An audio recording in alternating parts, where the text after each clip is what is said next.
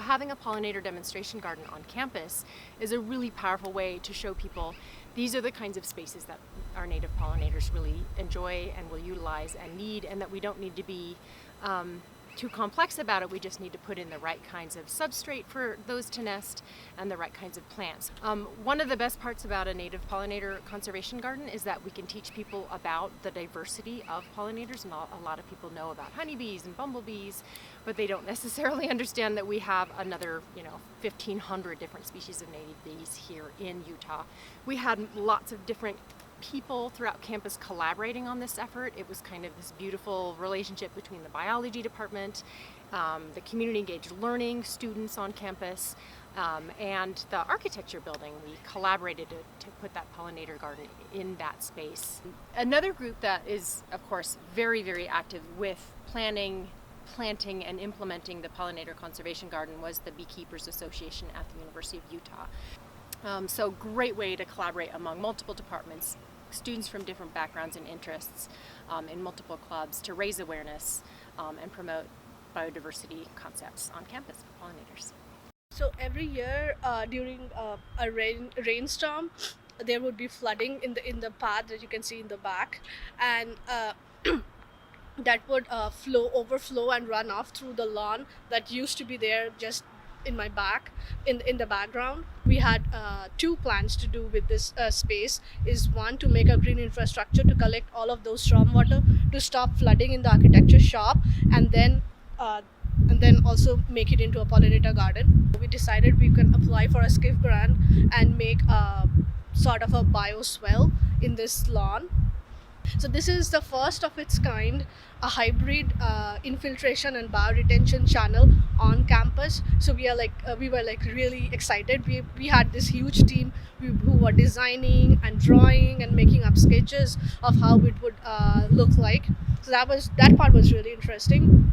We had pictures from previous years of exactly where the wood chips that would flood with the rainwater come in this path. So that basically gave us an idea, the direction of the slope of the land that where the water would flow. The idea was to initially collect the water right here, and then whatever the rest is would slowly trickle down the slope, and by the time it goes at the end of this space, at the end of this garden, there won't be enough water left so that it would flood the architecture shop. Okay, so the genesis of this project actually came from a conversation with Sue in campus facilities, who was talking about the fact that they were going to dig up this area of ground in front of our building, and this presented an opportunity for us to put in something better than had been there before. We pulled together this team of faculty and students,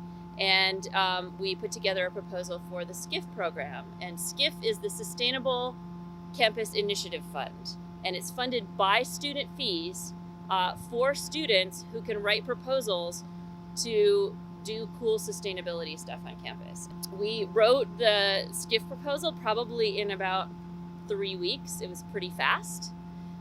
And we still have student teams who are going to be weeding and helping to maintain the garden.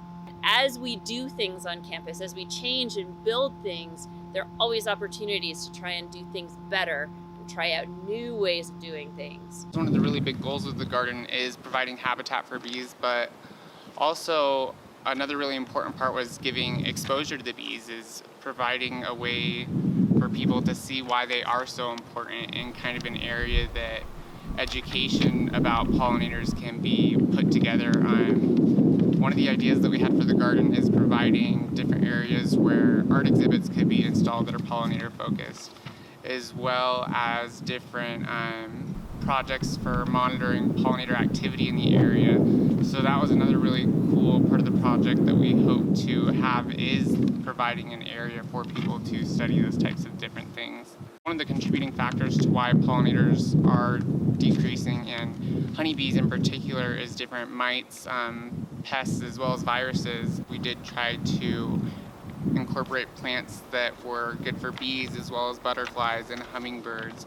Some of those different plants were hyssop, bee balm, hummingbird trumpets as well. just to provide a diverse variety of different food sources for the pollinators. So another really important step in helping pollinators flourish on a global level, one of the steps we can make is helping them flourish on campus, which is hopefully what we've done with creating this garden on campus.